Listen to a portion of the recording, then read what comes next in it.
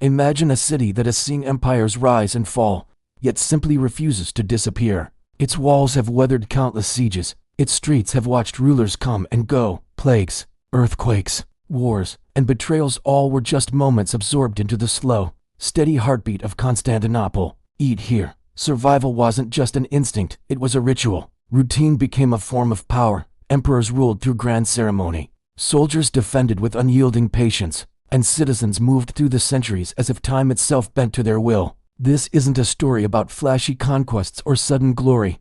It's a story of quiet, stubborn endurance. It's about a city and its people who lived by one simple, unbreakable rule: to persist against the relentless march of history. This is the tale of the city that mastered the art of survival. The city was supposed to fall 100 times. Empires rose around it, burned brightly for a moment, and then vanished into dust. Yet Constantinople remained watching, waiting, enduring. While Rome, its mother city, collapsed in fire and chaos, this new capital learned a different lesson. It learned to survive slowly. Its emperors learned to rule not with constant, glorious conquest, but with patience, ceremony, and a kind of calculated exhaustion. This isn't a story of a sudden, dramatic ending. It's the long, quiet story of a city that simply refused to die. When the Roman Emperor Constantine chose the ancient Greek town of Byzantium as his new capital in the 4th century, he wasn't dreaming of eternity. He was dreaming of order. The old Rome had grown unruly, distant from the empire's troubled frontiers, and dangerously unstable. The eastern provinces, by contrast, were wealthier, calmer, and far easier to govern. By renaming the city Constantinople, he anchored the immense weight of imperial authority in stone, in elaborate ceremony, and in geography itself. Surrounded by water on 3 sides and defended by legendary walls, the city was designed from the very beginning to endure rather than to expand. Life in this early Byzantine Empire, as historians would later call it, unfolded at a deliberate pace. Administration replaced grand adventure. Bureaucracy replaced impulsive heroism. The emperor was no longer just a triumphant general on horseback. He was the chief manager of survival. Laws were meticulously copied. Taxes were collected with grinding consistency, and ancient rituals were observed with careful, unchanging repetition. The empire's true strength wasn't found in speed, but in its incredible consistency. While barbarian kingdoms rose and fell like violent tides in the west, the Eastern Empire refined its procedures, recorded its accounts, and preserved the intricate machinery of Roman order under a new, Christian name. The emperors ruled from labyrinthine palaces filled with endless corridors, heavy curtains, and stifling protocol. An audience with the emperor followed a strict choreography. Where to stand, when to bow, when to speak, every single movement was regulated. Power was made distant by design.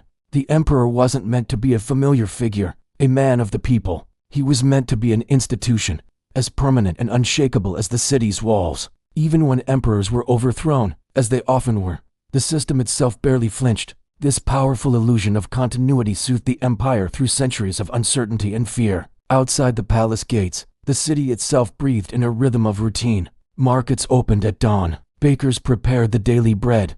Dock workers unloaded the vital grain ships arriving from Egypt. Priests and clergy processed through streets thick with the scent of incense and the sound of prayer. Constantinople wasn't just a capital. It was a self-sustaining machine that fed and regulated itself every single day. Regular grain distributions kept the massive population from rioting. Public rituals, from chariot races to religious festivals, constantly reinforced a sense of shared identity and order. Life continued, predictably, relentlessly, even as new threats gathered on the far horizon. Over time, religion fundamentally reshaped the empire's identity. Christianity, once a persecuted faith, became inseparable from the state's authority. Emperors were no longer just rulers. They were God's chosen viceroys on earth, the defenders of orthodoxy. Theology became state policy. Debates over the nature of Christ filled councils, letters, and sermons. These arguments might seem abstract and obscure to us now, but to them, they mattered deeply. Unity of belief, they were convinced, guaranteed the unity of the empire. Disagreement wasn't just heresy, it was a political threat, a crack in the foundation of their world. The Byzantine military perfectly reflected this defensive mindset. Armies were reorganized to protect the existing borders, not to conquer new lands. A network of fortresses, the Limitanei, dotted the frontiers. Soldiers were often settled on land, paid partially through what they could farm. War became something to be managed with caution, not something to be pursued for glory. Campaigns were calculated, slow, and meticulously planned. The goal was to minimize risk and preserve manpower. Survival always mattered more than victory, and the city's walls embodied this entire philosophy, rebuilt and strengthened over and over again. They were less a monument and more a habit, a sacred duty passed down through generations. Men repaired them without question. Siege followed siege, launched by Goths, Huns, Avars, and Arabs, and time after time, the walls held. Each failed attack only reinforced the people's belief in their city's divine protection and special destiny. Constantinople did not need to expand its territory. It needed only to remain. The quiet, unglamorous years were filled with administration. Tax records grew thicker. Legal codes were revised, compiled, and preserved for 1,000 years. The empire governed through paperwork, wax seals, and endless repetition. This vast bureaucracy lacked drama, but it was the unseen glue that held the empire together long after more aggressive, charismatic states had collapsed into ruin. When crises did arrive, plagues, invasions, civil wars, the Byzantine state responded not with panic, but with regulation, new laws, and administrative adjustments. Time itself seemed to pass differently in Constantinople. Decades blended into centuries. Emperors came and went, often violently, yet the city absorbed each shock. A palace coup might happen behind closed doors, but for the baker, the fisherman, or the merchant, life outside continued almost unchanged. A new ruler meant new coins in the marketplace, new portraits in the churches, and a new name to be mentioned in prayers, but the fundamental routines of life persisted. In this, the Byzantine Empire learned something incredibly rare: how to endure decline without simply disappearing. Its territory shrank, but it did so slowly. Provinces were lost not in a single, cataclysmic collapse, but in a series of careful, painful retreats. Each loss was mourned, recorded in the chronicles, and then adjusted for. The empire recalibrated itself again and again, becoming smaller, more compact, yet more intensely concentrated around its beating heart. And Constantinople became that heart. Everything flowed inward: resources, faith, culture, and memory. The empire no longer imagined universal rule over the whole world as old Rome had. It imagined survival. This defensive, pragmatic mindset shaped every decision, every reform, every diplomatic compromise. The city endured not because it was always the strongest, but because it was the most adaptable, constantly lowering its expectations to meet the harsh realities of the world. By the end of its early centuries, Byzantium had already outlived its Western parent. Old Rome was a memory, a ruin inhabited by ghosts.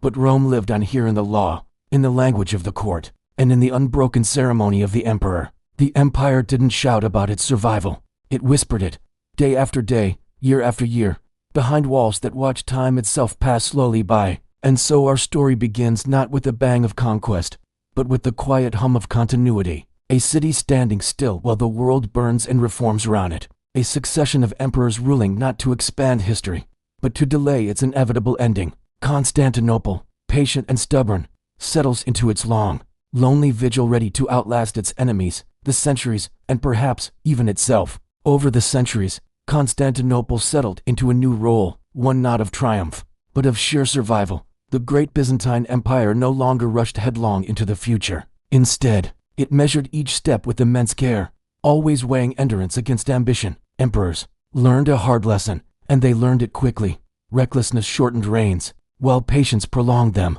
Power in Byzantium became less about conquering new lands and more about simply remaining in place.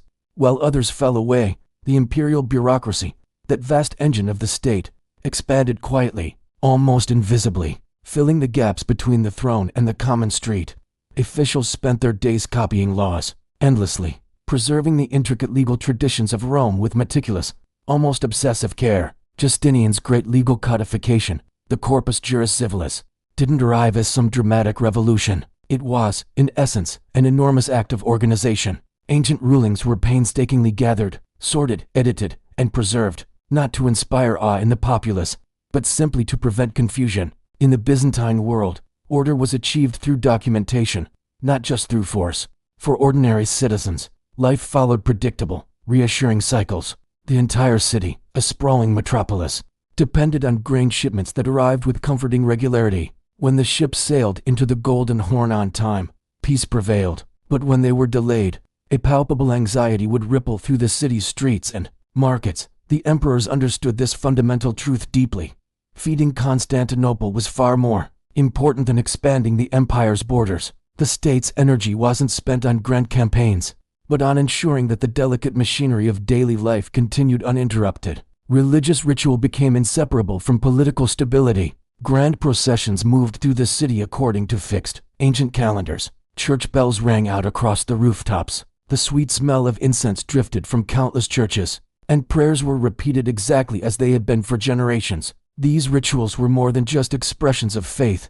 They were anchors in a turbulent world. In times of crisis, a plague, a siege, an earthquake, the simple repetition of sacred routine reassured the population that a divine order still governed their world, that things would be all right. The emperor's own presence was carefully managed. He appeared in public mostly through grand ceremonies, through icons, and on coinage, but rarely as an individual person. His image was everywhere, a constant reminder of authority, yet his actual person remained distant, almost abstract. This separation was a brilliant trick of statecraft, as it protected the institution of the emperor itself. If a specific emperor failed, if he was incompetent or overthrown, the idea of emperorship, the sacred office, remained untouched, ready for the next occupant. Byzantium mastered the art of replacing the head without ever disturbing the body of the state, and there were constant threats. Military dangers persisted on every frontier. Persians, Slavs, Avars, and later, the rising power of the Arabs, tested the empire's borders relentlessly. Yet even warfare followed a cautious, deliberate rhythm. Byzantine armies maneuvered, fortified, and negotiated just as much as they fought. Diplomacy was considered as valuable a weapon as any sword. Treaties were written, renewed, and then rewritten. Tribute was paid when it was cheaper than war. Survival often meant making a difficult compromise rather than achieving a glorious, all-out victory. The Byzantine army itself adapted to this new reality. Soldiers were trained to defend heavily fortified strong points and to delay enemies, rather than seeking those decisive, high-risk battles that had defined Rome. Strategy emphasized patience above all else. Time itself was a weapon. An enemy could be exhausted, starved out, or even bribed into retreat. The empire rarely needed to destroy its opponents completely. It just needed to outlast them. Inside the city's massive walls, politics unfolded not on battlefields, but behind layers of ceremony, and in the shadowy corridors of the great palace, court factions whispered and plotted. Intrigue replaced open rebellion as the primary tool of political change. Emperors were blinded, exiled, or quietly removed from power with minimal public disruption. The city seemed to absorb these transitions with a remarkable, almost unnerving calm. For the average person, a change of ruler altered very little in their daily life. The bread was still baked, the markets still opened, the prayers continued. Economic life was just as tightly controlled. Guilds, supervised by the state, controlled production of everything from silk to candles. Prices were monitored to prevent gouging and social unrest. The state intervened often, not necessarily to stimulate growth, but to prevent chaos. Stability always mattered more than prosperity. Wealth was tolerated, of course, but extreme displays of it were viewed with deep suspicion. The empire feared the social imbalance caused by massive fortunes more than it feared simple poverty. Education also took on a conservative role. It was about preserving memory, not sparking innovation. Scholars copied classical Greek and Roman texts, wrote long commentaries on them, and stored them in libraries. This vast body of ancient knowledge survived not because it was wildly celebrated, but simply because it was maintained as part of a routine. The Byzantines became the quiet caretakers of the ancient world's intellectual inheritance, often without even realizing how unique and vital this role was. For them, preservation was just another part of the endless cycle of maintenance. As the empire's territories in the west vanished permanently, Constantinople had to adjust its worldview. It stopped imagining itself as a universal empire destined to rule the world. Instead, it redefined itself as something else, the chosen empire. Its continued survival, against all odds, was interpreted as a sign of divine favor. Every failed siege, every enemy that turned back from its walls, reinforced this powerful belief. The city did not fall, they believed, because it was protected by God, by its walls, by its rituals, and by its unshakable order. This belief shaped a new and powerful identity. The Byzantines didn't see themselves as a civilization in decline. They saw themselves as enduring. The loss of a province was a temporary setback. The appearance of a new enemy was a trial sent by God to test their faith. Time itself was seen as an ally. The city, and the empire it ruled, had learned how to wait. By the end of this long period, the empire was smaller, more compact, and more defensive. But it was also, in many ways, more resilient. It no longer chased the ghost of greatness. It guarded the flame of continuity. Constantinople stood firm, patient and watchful, while the world beyond its walls changed shape again and again. And so the empire settled into its defining rhythm, cautious, ritualized, and unhurried. It became a civilization sustained not by momentum, but by maintenance. The city that refused to die continued its long, lonely watch, confident not in the promise of some future victory, but in the simple, stubborn fact of its own survival. Imagine an empire where survival isn't just a strategy, but the very core of its identity. A state that forgot what it was like to live without danger looming on every horizon. This was the Byzantine Empire in its middle centuries, a civilization that turned endurance into a habit, and survival into an art form. As the empire moved deeper into its existence, threats pressed in from all sides. Each new generation wasn't handed a legacy of optimism, but a set of instructions, a manual on how to last, how to adjust, how to simply remain. The 7th century, in particular, brought pressures that would reshape the empire forever. From the east, a new, dynamic force emerged, challenging provinces that had been considered secure for centuries. Lands that once provided the empire with grain, taxes, and soldiers were lost with shocking speed. And unlike losses in the past, these territories did not return. A lesser state might have collapsed into panic, but Byzantium responded with a cold, calculated reorganization. It became smaller, more defensive, pulling its power closer to the heart of the empire, the great city of Constantinople. This radical transformation led to new systems of governance. The old provinces were redrawn into military districts, known as themes, where civil and military authority were merged into a single command. Soldiers were given plots of land they were expected to defend, directly tying their daily labor to the survival of the state. It wasn't an elegant solution, but it was brutally effective. It cut costs, boosted loyalty, and created communities with a vested interest in their own defense. While the countryside militarized, turning into a hardened frontier, Constantinople remained a world apart. The capital preserved its ancient rituals and grand ceremonies. Emperors continued to rule through carefully staged appearances, complex legal codes, and theological pronouncements. This created a fascinating contrast, a rugged, practical frontier life set against the formal, ritualized existence of the city. Yet, both served the exact same purpose, ensuring the empire would see another dawn. Religion became an even more powerful tool for social cohesion. For generations, the empire was consumed by fierce debates over icons and the nature of worship. These iconoclast controversies were intense, splitting society down the middle. But even this internal conflict unfolded with a sense of order. Through church councils, imperial decrees, and dramatic reversals, the empire fought with itself without completely tearing itself apart. Violence happened, but the system was designed to absorb it. Daily life across the empire adjusted to this new, reduced scale. Resources were managed with extreme care. Trade routes shifted, with the economy turning inward. The lavish luxuries of the early empire faded, replaced by a focus on utility and practicality. This contraction wasn't seen as a collapse, but as a new normal. The empire taught its citizens a powerful lesson: how to live with less without falling apart. The legendary Byzantine military also adapted. Gone were the massive, lumbering legions of Rome. In their place, the empire relied on smaller, more flexible forces, a network of formidable fortresses, and a strategy of profound patience. Battles were often avoided unless the conditions were overwhelmingly favorable. Victory was redefined.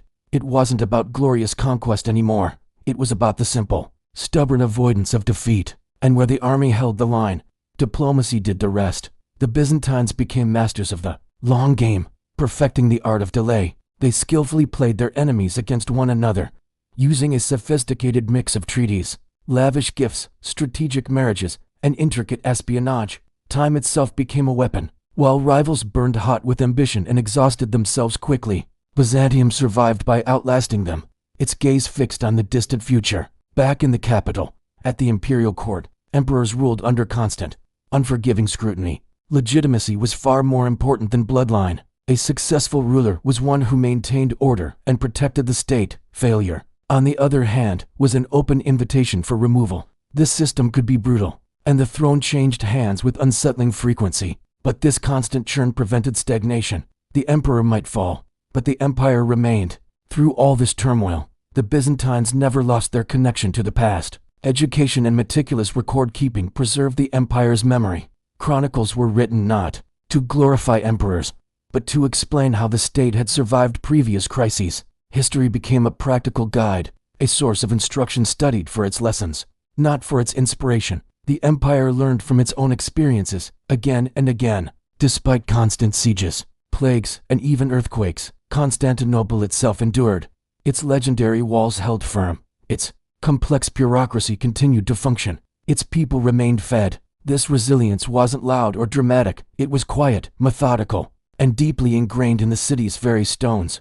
By this stage, the Byzantine Empire had been completely transformed. It was no longer the eastern half of Rome. It was something entirely new, a state built on a foundation of endurance, ritual, and adaptability. Its true power wasn't measured by the territory it controlled, but by the culture and knowledge it preserved. While other empires rose and fell like flashes in the pan, Constantinople remained. The city that would not die continued its long, quiet existence, smaller yet steadier, watching the centuries pass with patient eyes, adjusting its grip on history just enough to survive for another generation, and another, and another. As the Byzantine Empire moved into its long Middle Age, a new rhythm took hold. Survival was no longer a shock, it became an expectation. Crisis wasn't an interruption to life, it was the steady beat of life itself. The empire didn't live in a state of readiness for victory, but for continuation. This fundamental mindset seeped into every corner of society, shaping every institution, every decision, and every hope placed upon the emperor and his people. You can see this shift most clearly in the heart of the empire, Constantinople. The city began to grow inward, not outward. Space within its legendary walls became a precious commodity. Instead of building grand new monuments, old structures were meticulously repaired. Streets grew narrower, neighborhoods became more condensed, and public life adapted to an age of scarcity. But here's the remarkable thing. The city never lost its sense of order. Even as it contracted, there was regulation. Even in decline, there was administration. Constantinople functioned because it remembered how to function. It was a city running on the muscle memory of 1,000 years. At the center of this world was the emperor. But his role had changed. He was less a man of action and more a symbol of presence.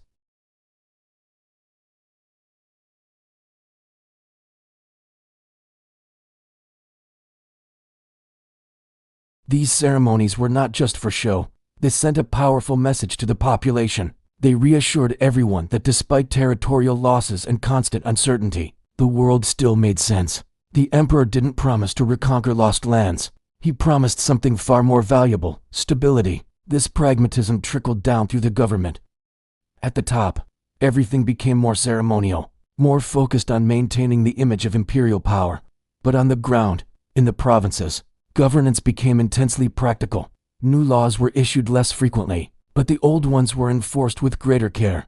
Officials concentrated on managing what remained, rather than dreaming of what was lost. Efficiency replaced ambition. A well-run, stable province was worth more than a dozen distant, chaotic conquests. This quiet, almost humble pragmatism is what allowed the empire to persist while more ambitious powers overextended themselves and fractured into pieces. Life on the military frontier hardened into a distinct way of life. For the communities living on the edge of the empire, constant vigilance was the norm. Enemy raids were expected, defenses were maintained day and night, and watchtowers were always manned. These regions developed a unique culture of endurance. People were neither panicked nor complacent. Warfare became almost seasonal, predictable, and limited in its scope. The goal wasn't to annihilate the enemy, but simply to survive the encounter. Over centuries, this produced a hardened, resilient population, a people accustomed to living with uncertainty as a constant companion. Meanwhile, back in Constantinople, a carefully curated image of permanence was maintained at all costs.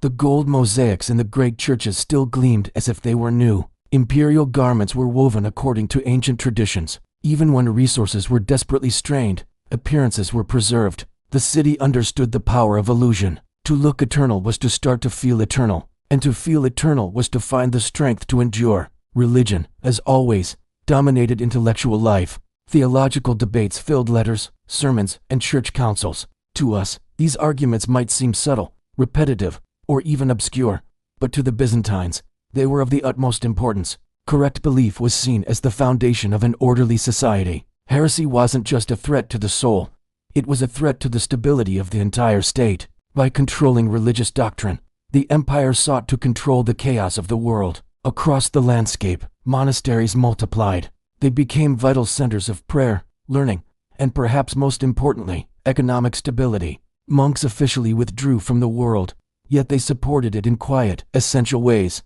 They copied ancient texts, preserving knowledge that would have otherwise been lost. They cultivated land, providing food and a stable local economy. These institutions offered a sense of continuity when political authority felt distant or weak. They were slow, silent, and enduring, a perfect mirror of the empire itself. In periods of relative calm, trade would cautiously revive. Constantinople remained a great hub, its harbors welcoming ships and goods from across the Mediterranean and the distant east. But this commerce was never a free-for-all. It was heavily regulated, taxed, and supervised by imperial officials. Wealth was allowed to circulate, but never to grow so powerful that it could challenge the state. Control always mattered more than growth. The markets existed to support the stability of the empire, not to fuel risky innovation. Of course, plagues and natural disasters struck without warning, as they always had, but the empire's response was not one of panic or radical transformation. It was a response of recovery. Churches organized relief for the suffering. Officials redistributed food and supplies from imperial granaries. Rituals and prayers sought to regain divine favor. And then, life resumed. This pattern repeated so often that resilience became instinctive. Suffering was simply absorbed into the routine of existence. At court, political life remained as precarious as ever. Emperors rose and fell with startling regularity, often through violent coups. Yet, paradoxically, this very instability helped preserve the system. No single ruler could hold onto power long enough to completely dismantle the ancient institutions of the state. The throne was immensely powerful, but the office, the idea of the emperor, was always more powerful than the individual who happened to be wearing the crown. In a strange way, Byzantium survived its own rulers by constantly limiting them. And what of the future? Education continued, but with a different purpose. The children of the elite still learned rhetoric, scripture, and law, but they were trained to be administrators, not innovators. The goal was to ensure continuity. Knowledge was valued because it preserved the past, not because it promised a different future. By this point in its history, the empire had become something truly rare, a state that was comfortable with its own limitations. It no longer dreamed of reclaiming the world of Augustus or Justinian. It dreamed, simply, of remaining itself. This humility, which had been forced upon it by centuries of crisis, became its greatest strength. Byzantium endured because it accepted what it was. The city that would not die moved forward slowly, deliberately, and without illusion. Each passing year added another layer of habit, another reinforcement of routine. Elsewhere, empires burned brightly and then vanished in a flash. But Constantinople remained, quieter with each century, perhaps, but still standing, waiting, watching, and enduring the endless passage of time. Time continued to move gently over the Byzantine Empire, smoothing sharp ambitions into cautious habits. By now, survival was no longer merely a response to danger, it had become tradition. The empire existed in layers of memory, where every decision echoed centuries of experience. Byzantium did not rush forward, it moved carefully, guided by what had already been endured. The Macedonian period brought a rare sense of renewal. Without announcing a grand rebirth, the empire quietly stabilized. Its borders became more secure, and internal revolts grew less frequent. This wasn't a sudden, dramatic resurgence, but a slow, deliberate tightening of control that permeated every aspect of Byzantine life. The machinery of the state began to run more smoothly. Administration improved, making tax collection more predictable and reliable. The law was applied with greater consistency across the vast territories. As a result, the state felt steadier and more solid, even if its borders weren't rapidly expanding. This pattern of careful consolidation extended to its military strength. Campaigns were planned with extreme caution, fought methodically, and concluded swiftly once objectives were met. Victories were measured and practical, not celebrated with grand triumphs. The army focused on reclaiming select territories, not out of a sense of nostalgia for past glory, but out of strategic necessity. Each regained region was carefully evaluated for its long-term sustainability. The empire had learned a hard lesson over centuries. Expansion without permanence was a waste of resources and lives. Holding land mattered far more than simply taking it. Meanwhile, Constantinople, the heart of the empire, thrived during these quieter decades. Its population grew modestly but steadily. Markets became busier, filled with goods from across the known world. Art and architecture saw renewed attention and investment. Churches were meticulously restored and decorated, not with extravagant displays of new wealth, but with a confident, understated elegance. It felt as though the great city could finally exhale after centuries of holding its breath against constant threats. This newfound calm didn't erase the deep-seated fear of collapse that was always present, but it pushed it into the background, allowing daily life to flourish. Court life also regained a sense of refinement and intellectualism. Emperors began to present themselves not just as powerful rulers, but as scholars and patrons of learning. Vast libraries were assembled, and classical texts were diligently preserved, copied, and studied. The past was no longer viewed as a heavy burden or a record of failures, but as a valuable resource, a wellspring of wisdom. Byzantium increasingly saw itself as the guardian of memory, the keeper of ancient knowledge that others in the West had either forgotten or abandoned in the turmoil of their own dark ages. Even religion, the very core of Byzantine identity, seemed to soften during this era. While faith remained central to everyone's life, the extreme, often violent, theological disputes of the past began to fade. Compromises were more readily accepted in the interest of social harmony. Theological arguments still occurred, of course, but they were less destructive, less likely to tear the empire apart. The leadership seemed to understand that unity, even an imperfect one, was more valuable for survival than a fruitless quest for absolute doctrinal purity. This relative peace had a profound impact on provincial life. Far from the capital, farmers worked land that had been passed down through generations, their lives governed by the seasons rather than the constant threat of invasion. Towns and villages began to repair their walls and roads, investing in their communities. Local leaders could now focus on maintenance and governance rather than scrambling for defense. The empire might have felt distant to the average person, but it was also reliable. Taxes were an expected part of life, and the laws were familiar. This predictability created a form of loyalty that was often stronger and more enduring than any grand ideology.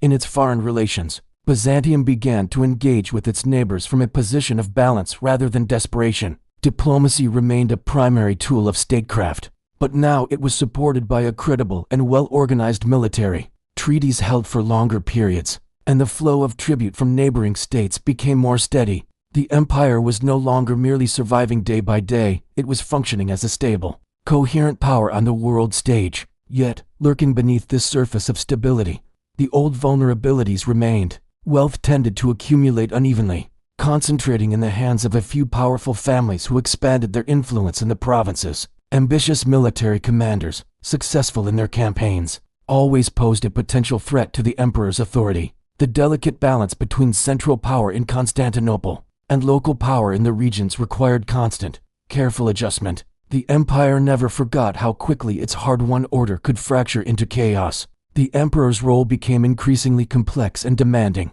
He was expected to be a just judge, an educated scholar, a devout Christian, and a restrained commander. Failure in any one of these areas could invite opposition and conspiracy. The throne was deeply respected, but it was never untouchable. This constant pressure tended to produce cautious rulers who preferred to govern through consensus and careful management rather than by sheer force of will. During this time, monasteries expanded their influence significantly. They became major landowners, large-scale employers, and vital centers of charity and social welfare. Their quiet, steady presence shaped the landscape of the countryside and the lives of its inhabitants. While the monks and nuns prayed for eternity, their institutions helped to stabilize the present. Their endurance mirrored that of the empire itself, slow, patient, and deeply rooted in the land. The Byzantine sense of time itself was unique. Years were not measured by a modern notion of progress, but by continuity. Change was accepted only when absolutely necessary for survival. Innovation was often viewed with suspicion unless it directly served the cause of preservation.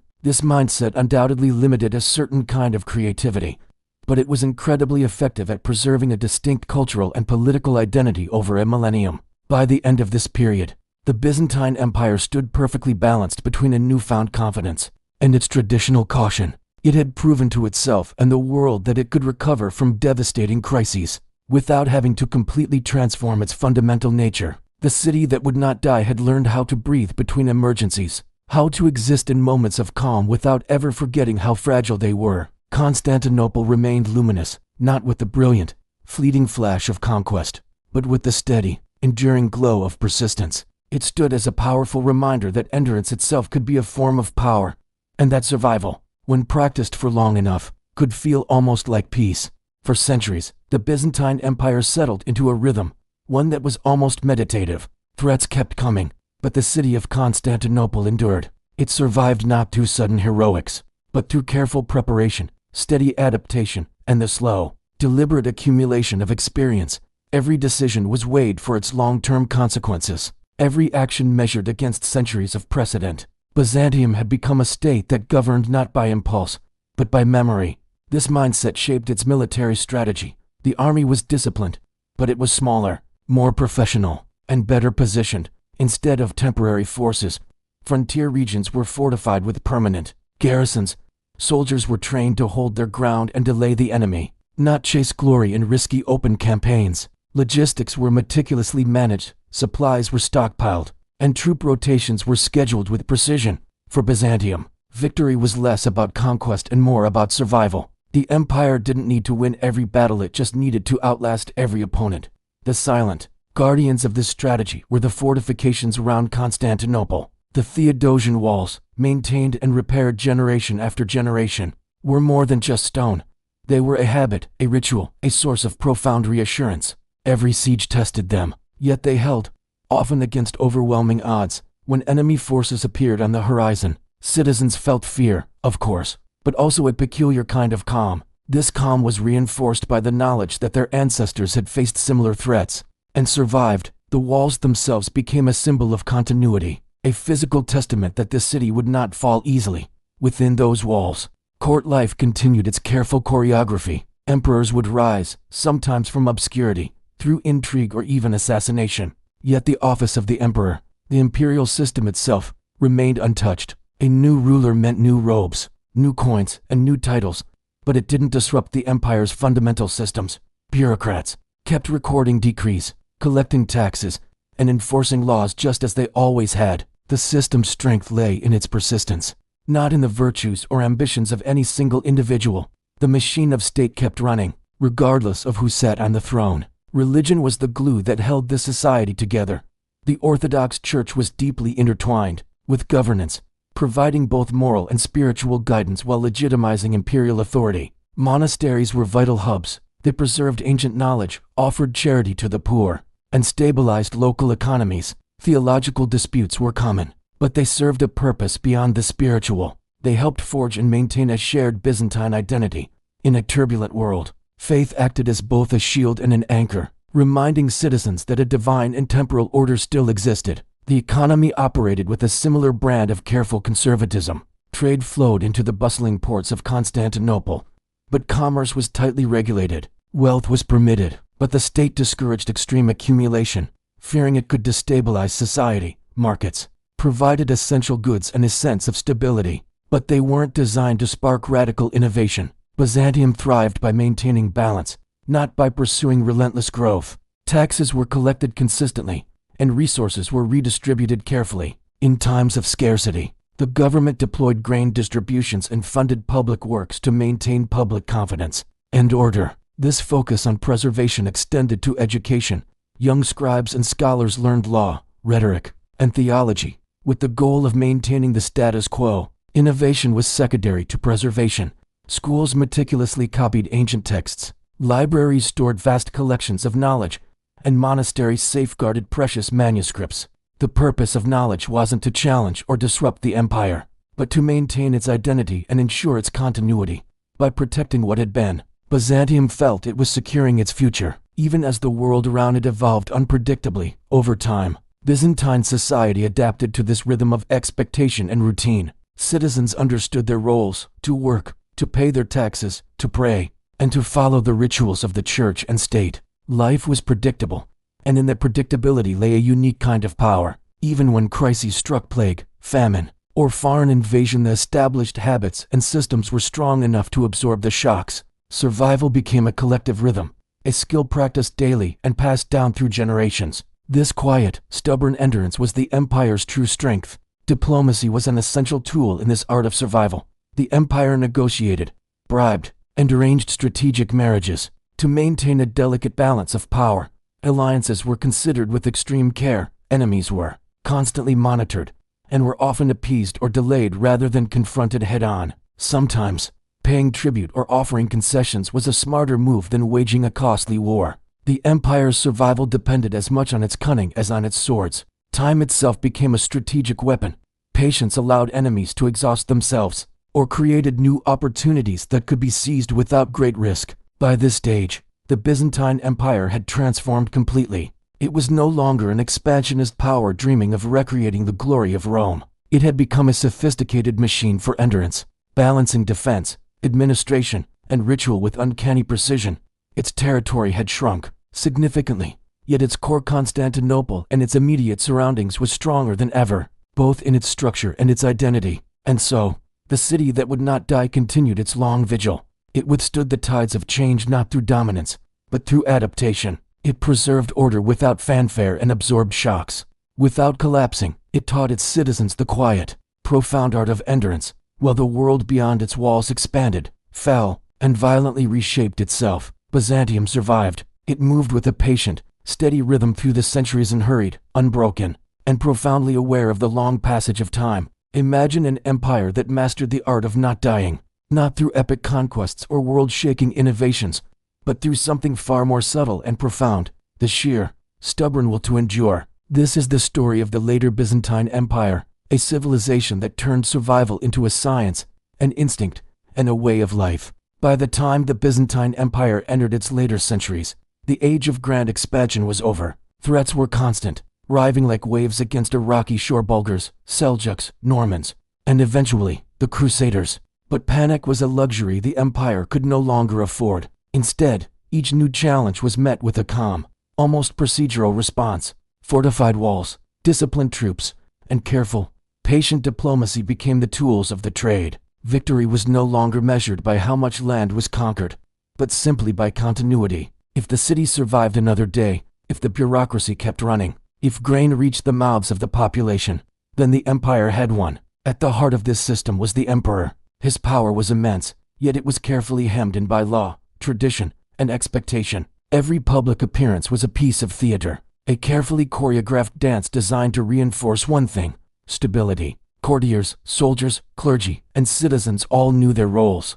The emperor's presence was a reassuring symbol, but everyone understood that the systems he presided over were what truly mattered. Thrones could change hands with shocking speed, but the empire itself persisted. Individuals were temporary. The structure felt eternal. This philosophy of endurance shaped every aspect of Byzantine life, especially its military. The army became a highly professionalized, cautious force. Gone were the days of reckless, daring maneuvers. Instead, soldiers were stationed for years in strategic locations, their loyalty secured through steady pay, land grants, and integration into local communities. Siege warfare wasn't about glorious charges, it was about endurance. The Byzantines learned to use time itself as a weapon. They knew that enemy armies would eventually tire, their supplies would dwindle, and the political will for a long campaign would fade. Byzantium defended itself as much with patience as it did with walls and swords. Constantinople itself was a monument to this idea. It was a city of layers, where streets, aqueducts, and colossal walls were meticulously repaired and maintained across generations. Daily life in the city's neighborhoods had a rhythm, a steady beat of labor, commerce, and ritual. Markets operated under strict regulations, powerful guilds controlled production, and civic life was methodical and predictable. The citizens were taught that survival required attention to detail, a devotion to duty, and above all, patience. In a way, ordinary life became a mirror of the empire's grand strategy, deliberate, cautious, and relentlessly persistent. Religion was the glue that held it all together. It was woven into the very fabric of government and society. Patriarchs, bishops, and monks provided not just spiritual guidance, but also a crucial source of social stability. Monasteries were more than places of prayer. They were libraries that preserved ancient knowledge, schools that educated the next generation of administrators, and charities that supported the poor. Faith became a powerful tool for enduring a world of constant uncertainty. Even the empire's fierce theological disputes, which could consume decades, ended up reinforcing a shared identity. Disagreements were loud and passionate, but they were eventually absorbed into tradition, ensuring that the empire remained cohesive even through internal conflict. The economy operated on the same principle: cautious efficiency. Stability was prized far more than explosive growth. Trade routes were carefully monitored, and wealth was guided through controlled channels. Resources were taxed, redistributed, and accounted for with meticulous precision. The all-important grain shipments arrived on schedule, but never in wasteful excess. The Byzantines had learned a hard lesson from history, that great imbalances of wealth, land, or power were a greater threat to their survival than poverty itself. And what about knowledge and learning? They didn't vanish, they just went quiet. Scholarship became an act of preservation. In quiet scriptoriums, monks and scholars carefully copied classical and contemporary texts, ensuring the wisdom of the ages wasn't lost. Schools focused on the practical arts of law, theology, and administration. Innovation wasn't the goal, continuity was. By training each new generation in the skills of management, ritual, and careful observation, Byzantium ensured that its survival skills were passed down, inherited just like its ancient texts. For the late Byzantines, preservation was the highest form of learning. This mindset reached its most refined form in Byzantine diplomacy. It was a delicate, intricate dance. Alliances were constantly being negotiated and renegotiated. Strategic marriages, calculated tribute payments, and complex treaties were used to balance power and keep enemies at bay without resorting to constant, draining warfare. The Byzantines understood that perception was reality. They cultivated a careful image, a mixture of awe-inspiring wealth, implied military threat, and frustrating patience. This combination often convinced their enemies that it was better to negotiate than to fight.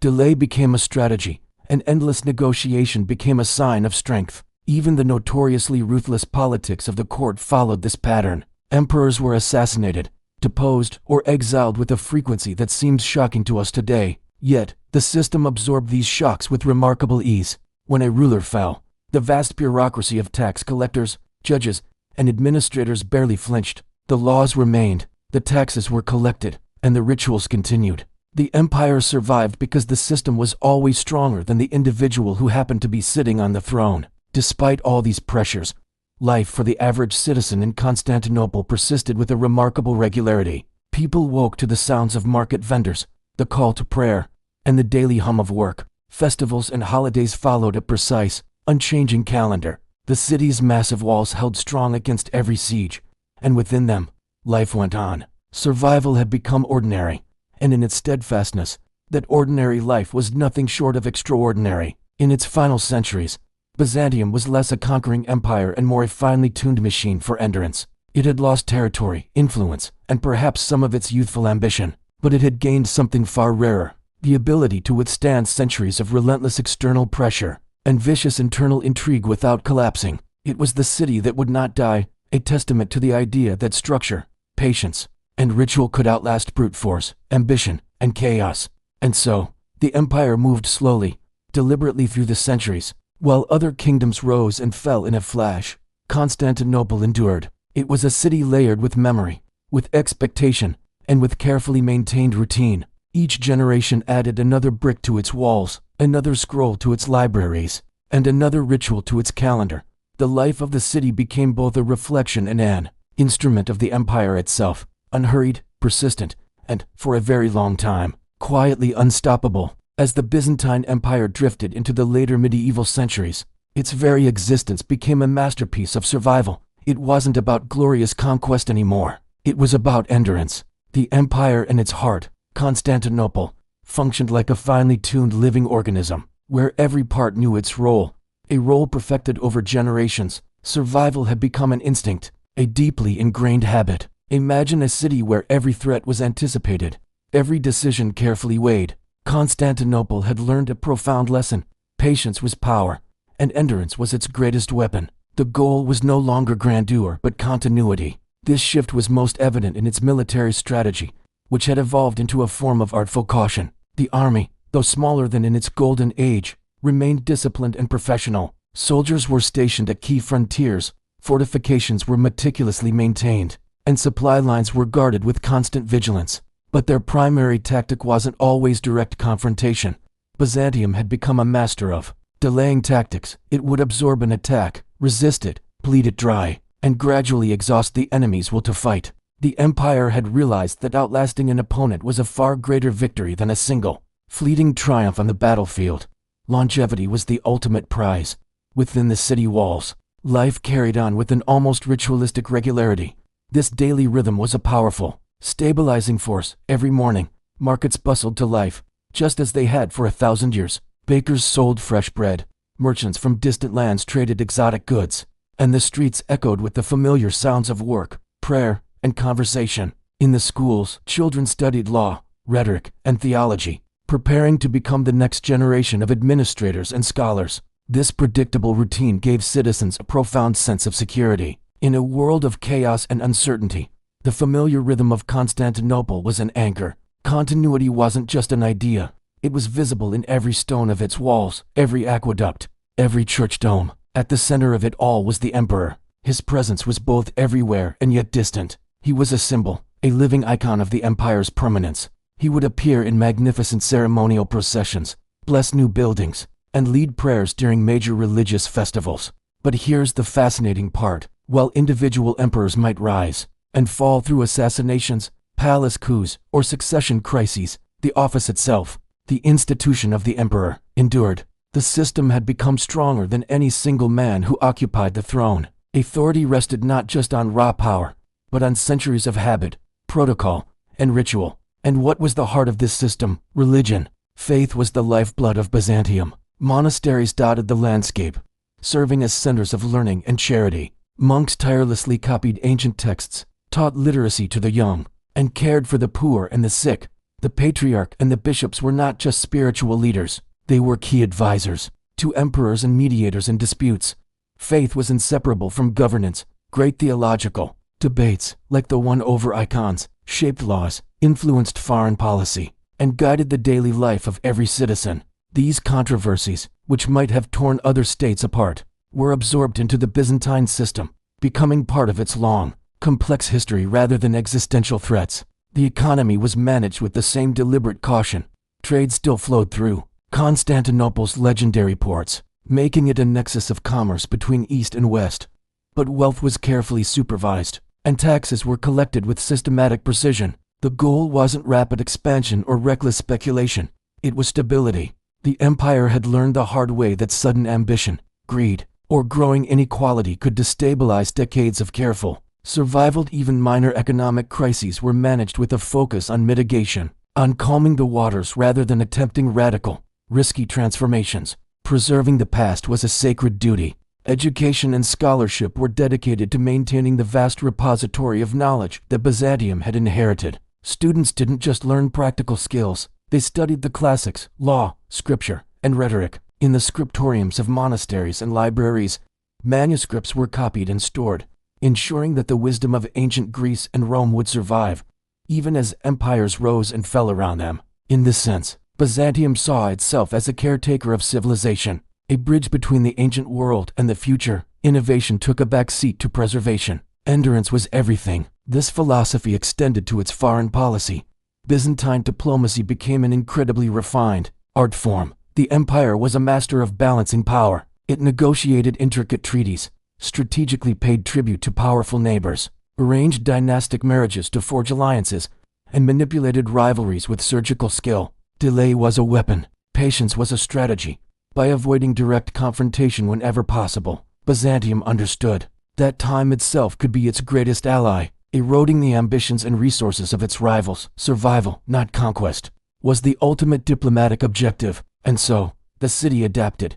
It faced periodic invasions, internal rebellions, and devastating natural disasters, but it always recovered after an earthquake. The walls were repaired after a fire. New buildings rose from the ashes.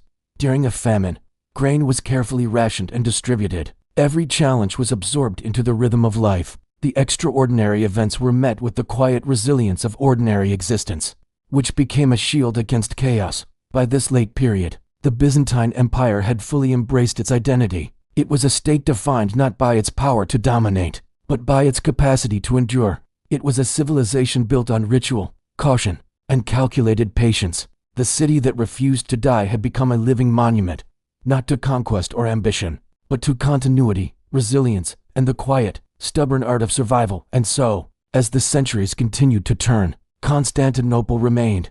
While other kingdoms rose in fire and fell in storms, the city stood firm, a silent witness to the passage of time itself. Layer upon layer of history, stone upon stone of its mighty fortifications, ritual upon ritual passed down through generations, the empire moved forward, slowly, deliberately, and unhurriedly, proving that sometimes the greatest strength lies not in how brightly you burn, but in how long you can keep the flame alive. As the Byzantine Empire approached its final centuries, a profound transformation took place.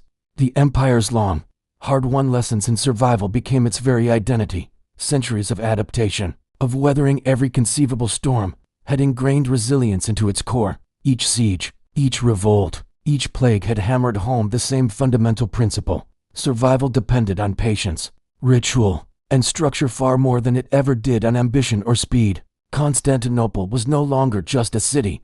It had become a living repository of endurance, its heartbeat measuring the slow, deliberate passing of time itself. The once mighty military had grown smaller, but it was also sharper, more focused. Troops were no longer spread thin across vast frontiers, but were concentrated in key strategic locations. Their training emphasized delay, defense, and holding the line until any threat exhausted itself against their discipline. Battles were fought with cold calculation rather than heroic charges. Campaigns were short, meticulously planned, and aimed at maintaining a delicate equilibrium, not at reckless expansion. The fortresses studding the frontiers served as both shields and powerful statements. Byzantium might not be conquering, but it would not yield lightly. Within the magnificent walls of Constantinople, life continued in its quiet, unhurried rhythm. The markets, bakeries, and workshops functioned with a near-perfect regularity, a testament to a system honed over 1,000 years. The streets bustled with merchants, priests, and laborers, each individual following the same centuries-old patterns of daily existence that their ancestors had. The city's famous walls had become something more than mere defenses.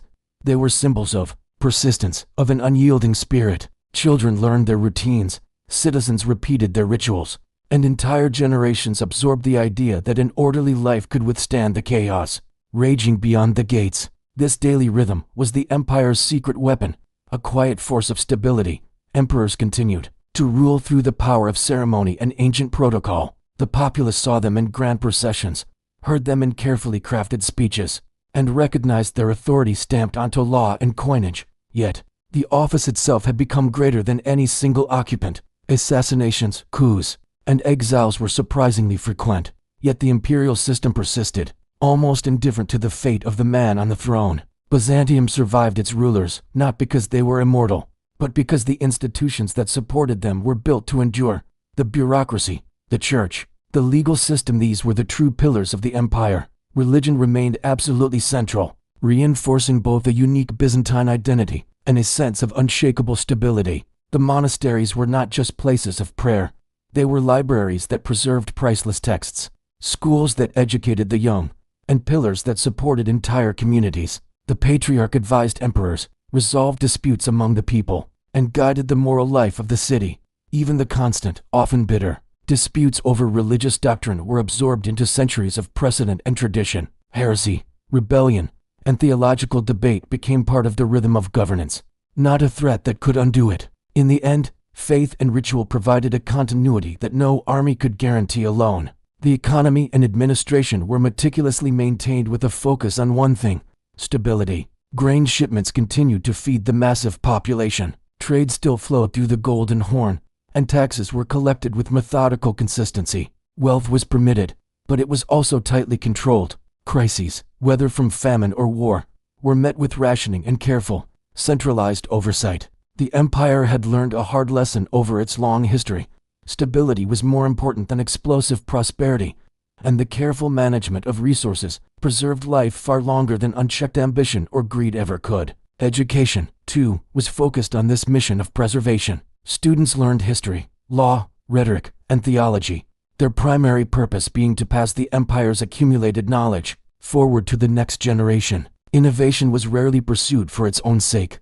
Continuity was prized far above raw creativity. The great libraries and scriptoria, filled with scribes patiently copying manuscripts, created a living bridge between the distant past and the uncertain future. For the late Byzantines, Knowledge was not a tool for transformation, but a shield for endurance. Diplomacy had evolved into a high art, a delicate dance of timing and patience. Treaties, strategic marriages, and calculated tributes were leveraged to preserve peace and delay conflict wherever possible. Byzantine leaders had mastered the fact that survival often depended more on clever negotiation than on military might. Time itself became a weapon. They knew that if they could just wait, rivals would often weaken, get distracted, or turn on each other. While Constantinople remained calm and secure behind its walls, even as the empire's territory shrank dramatically, the city's spirit endured. Constantinople was no longer the center of a vast, world-spanning empire, but it remained a vibrant hub of law, culture, faith, and administration. Life continued in its predictable routine, and the simple rhythms of daily existence became both a shield and a source of strength. Ordinary, repetitive habits carried the city through the most extraordinary challenges. By this stage, Byzantium had mastered the art of endurance. It had survived centuries of foreign invasions, crippling internal intrigue, severe economic strain, and devastating natural disasters. The city that simply would not die had become a living testament to the power of patience, ritual, and cautious strategy. While other kingdoms and empires burned brightly and then vanished into history, Constantinople persisted, steady and unwavering, a quiet monument to the power of continuity over ambition. And so, the empire approached its final chapters, not with a sudden, dramatic collapse, but with a slow, measured fading. Each generation added a brick to the walls, preserved an ancient law, repeated a sacred ritual, and in doing so, reinforced the enduring heartbeat of the city. Time moved forward, relentlessly, yet the city remained, patient and persistent, a constant witness to the passage of centuries. It quietly taught the world a final, profound lesson, that sometimes survival is its own kind of triumph. In the final twilight of the Byzantine Empire, a city stood not as a conqueror, but as a master of survival. Constantinople, the heart of a world in quiet motion, had long since given up the pursuit of vast conquests. Instead, it had perfected a rare art, the deliberate, patient act of enduring. Life within its walls moved to a slow, measured rhythm, a cadence passed down through generations. The streets echoed with familiar sounds, merchants hawking their wares in bustling markets, bakers navigating narrow alleys with trays of fresh bread, the deep chants of clerics drifting from ancient churches, and the quiet, focused work of artisans in their workshops. This was the pulse of the city, a routine of endurance learned and relearned. At the center of it all, the emperor still reigned, but his authority was less about raw power and more about profound symbolism. His public appearances were meticulously choreographed, every gesture a reinforcement of continuity and divine order. Law, ceremony, and religion were woven together, creating a tapestry of permanence. Rulers might rise and fall, swept away by intrigue, assassination, or exile, but the structures they inherited persisted. The office mattered more than the individual. Byzantium had learned a crucial lesson. Survival depended on systems, not on personalities. This philosophy extended to its military. The grand legions of the past were gone, replaced by a smaller, professional army. Their focus was not on expansion, but on defense. Fortifications were maintained, and strategy revolved around delaying tactics and attrition. While other empires built their legacies on conquest, Byzantium built its on resilience. Time itself became a weapon. Invading armies would lay siege, but their supplies would dwindle, their morale would break, and the city, protected by its legendary Theodosian walls, would simply outlast them. These walls, repaired and reinforced across a millennium, were a stone testament to the city's refusal to yield. Religion was the lifeblood of this enduring civilization. Monasteries flourished, becoming vital centers of learning and community support. They preserved ancient texts, educated the youth, and provided a spiritual anchor in uncertain times. The patriarch guided emperors and maintained social cohesion. Religious rituals were not just occasional events, they were woven into the fabric of daily life, offering reassurance that even when the world seemed chaotic, the cosmos remained ordered. Theological debates and grand ceremonies were all part of the city's enduring rhythm, constantly reinforcing a unique identity forged through centuries of faith and crisis. The economy operated with a similar sense of cautious stability. Trade still flowed through Constantinople's strategic ports, but it was carefully managed. Taxation and regulation were designed to ensure stability, not to fuel endless growth. Wealth was tolerated, but extreme disparities were curbed. Resources were managed with deliberate care. State-controlled grain distributions and civic support systems were deployed to prevent social unrest. The ultimate goal was not ever-increasing prosperity, but long-term survival. This focus on balance, rather than unchecked expansion, allowed the city to endure even as its territories shrank. In the libraries and monasteries, another kind of survival was taking place. Education and scholarship were dedicated to the preservation of memory. Scribes and students meticulously copied and cataloged ancient manuscripts, safeguarding the knowledge that had guided generations. Innovation took a backseat to continuity. The greatest achievement was not creating something new, but ensuring that the wisdom of the past was passed on intact. By protecting its history, Byzantium ensured that future generations would inherit the tools and systems needed to continue the cycle of endurance. Diplomacy was a subtle and patient game. The Byzantines were masters of negotiation, using treaties, strategic marriages, and carefully paid tributes to maintain a delicate equilibrium with their neighbors. They understood that avoiding unnecessary conflict was often the wisest path. They would watch as their adversaries exhausted themselves in wars against one another, their own strength preserved. Once again, patience triumphed over aggression. Time, for Byzantium, was an ally. The ordinary citizens internalized these lessons.